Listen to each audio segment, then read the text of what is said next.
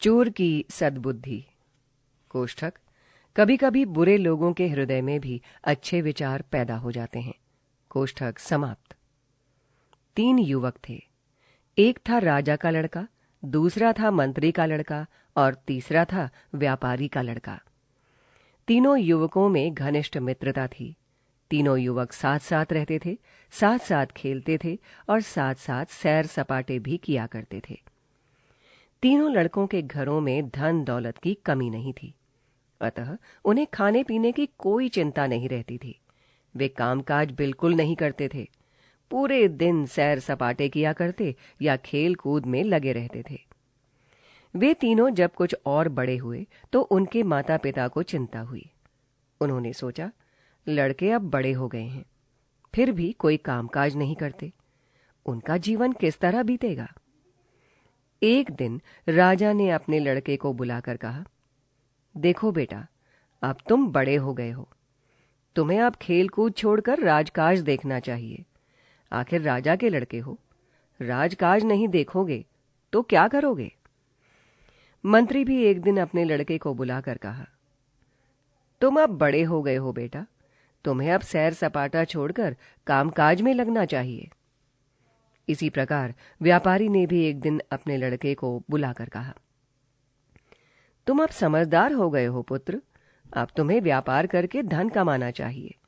यदि तुम इसी प्रकार सैर सपाटे में लगे रहोगे तो तुम्हें घर से निकाल दिया जाएगा। पृष्ठ 41। तीनों मित्र अपने अपने पिता की बात सुनकर चिंतित हो उठे और मन ही मन सोचने लगे, अब क्या करना चाहिए। वे तीनों एक वृक्ष के नीचे एकत्र हुए और अपने अपने पिता की बात एक दूसरे को सुनाकर सोचने लगे, अब क्या किया जाए। व्यापारी के लड़के ने कहा, हमें अब किसी काम के द्वारा पैसा कमाना चाहिए। पैसा कमाने के लिए किसी और नगर में जाना चाहिए। मंत्री का लड़का बोला, बात तो ठीक कह रहे हो, पर बिना रुपए पैसे के दूसरी जगह कैसे जाया जा सकता है। आखिर कामकाज करने के लिए भी तो धन चाहिए। व्यापारी का लड़का विचारों में डूबा हुआ था। उसने सोचकर कहा, मैं एक ऐसे पर्वत को जानता हूं जिस पर हीरे जवाहरात और रत्न मिलते हैं। हमें उसी पर्वत पर चलना चाहिए। अगर रत्न मिल गए तो धन की समस्या हल हो जाएगी। व्यापारी के लड़के की बात शेष दोनों मित्रों को पसंद आ गई। फिर क्या था, तीनों मित्र पर्वत की ओर चल पड़े। मार्ग में सघन वन पड़ता था, वन के अंत में पर्वत था। तीनों मित्र उस वन को पार करके पर्वत पर आ पहुंचे। पर्वत पर पहुंचकर उन्होंने रत्न खोजना आरंभ कर दिया। दैव योग से उन्हें एक एक बहुमूल्य रत्न मिल गया। तीनों मित्र बड़े प्रसन्न हुए। वे रत्नों को लेकर पर्वत से नीचे उतर पड़े। पर्वत से नीचे उतरकर वे तीनों एक स्थान पर बैठकर सोचने लगे, आगे फिर वही सघन वन मिलेगा। वन में चोर डाकुओं की अधिकता रहती है। कौन जाने, किसी चोर या डाकू से भेंट हो जाए। भेंट होने पर वो अवश्य हमारे रत्नों को छीन लेगा। कोई ऐसा उपाय करना चाहिए जिससे चोर डाकू हमारे रत्नों को छीन न सकें। पृष्ठ 42। तीनों मित्र इसी सोच विचार में डूबे रहे। आखिर उन्होंने एक उपाय खोज ही निकाला। उन्होंने निश्चय किया कि हमें अपने अपने रत्न निगल जाने चाहिए। पेट में जाने से कोई भी आदमी रत्नों को देख नहीं सकेगा। इस प्रकार रत्न छीने जाने से बच जाएंगे। तीनों इसी निश्चय के अनुसार अपने अपने रत्न भोजन के साथ निगल गए। संयोग की बात, जिस समय वे तीनों सोच विचार कर रहे थे, पास ही एक चोर बैठा हुआ था। उसने उन तीनों की बातें तो सुन ही लीं, उन्हें रत्नों को निगलते हुए भी देख लिया। चोर ने विचार किया, इन तीनों के पेट में रत्न हैं, अतः रत्नों को प्राप्त करने के लिए उनके साथ लग जाना चाहिए। जब तीनों वन में पहुंचेंगे तो मैं इन्हें मारकर इनके पेट से रत्न निकाल लूंगा। जब तीनों मित्र चलने लगे तो चोर उनके पास जा पहुंचा। नम्रता से बोला, मैं अकेला हूं, यदि तुम लोग मुझे भी अपने साथ चलने दो तो तुमसे बातचीत करते करते मेरा भी रास्ता कट जाएगा। उन तीनों ने सोचा, ये अकेला है और हम 3 हैं, ये हमारा कुछ बिगाड़ तो सकेगा नहीं, अतः साथ चलने देने में हर्ज ही क्या है। उन्होंने चोर को साथ चलने की अनुमति दे दी। फलतः चोर भी उनके साथ हो लिया। चारों वन को पार करके एक गांव में पहुंचे। गांव के मुखिया के पास एक तोता था।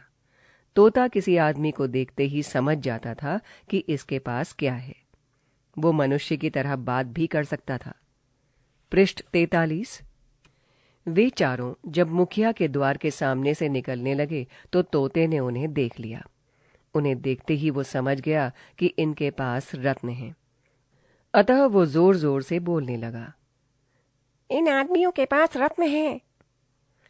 तोते की बात मुखिया के भी कानों में पड़ी। वो तोते की बात पर विश्वास करता था। उसने सोचा, तोते के कहने के अनुसार इन आदमियों के पास रत्न है, अतः इन्हें पकड़कर रत्न छीन लेने चाहिए। मुखिया ने चारों आदमियों को पकड़ मंगवाया। वो उन्हें डांट डांट कर कहने लगा, तुम्हारे पास रत्न है, निकाल कर हमारे सामने रख दो।